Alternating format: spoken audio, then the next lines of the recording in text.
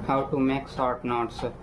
तो हम short notes बनाते हैं तो उसके पहले हमें ये समझने की ज़रूरत है कि हम जो पढ़ते हैं उसमें दो चीज़ें होती है, एक समझने वाली चीज़ें होती है और दूसरी याद रखने वाली चीज़ें होती है।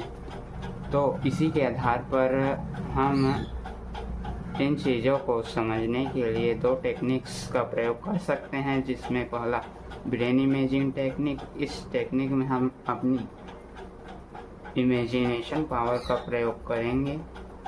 जैसे कि रिलेटिव मोशन में यदि कोई आदमी एक सड़क में भाग रहा है और ऊपर से पानी गिर रहा है, तो आप स्वयं सोच सकते हैं कि आपको पानी कैसा गिरता हुआ महसूस होता है। इसी को हम अपने शॉर्ट नोट्स में कॉपी पेस्ट करेंगे और इसी के आधार पर हम सारे फार्मूले को डिराइव कर सकते हैं। दूसरी चीज़ है याद रखने वाली चीज़ें।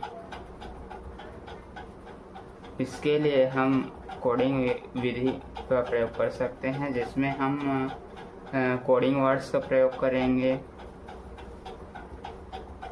आप जितना हो सके अपने लोकल लैंग्वेज का प्रयोग करें, जिससे आपको चीज़ों को समझने में आसानी होगी। जैसे कि पीरियोडिक टेबल को याद करने के लिए हमें बहुत सारे कोड वर्ड्स की, कीवर्ड्स की आवश्यकता पड़ती है। इन दोनों टेक्निक, ब्रेन इमेजिंग टेक्निक और कोडिंग टेक्निक का प्रयोग करके हम किसी भी सब्जेक्ट का शॉर्ट नोट्स तैयार कर सकते हैं। बनाने के दौरान कुछ बिंदु पर ध्यान देना चाहिए, जैसे कि हमारा शॉर्ट नोट्स से कम पेजों पर समाहित हो सके।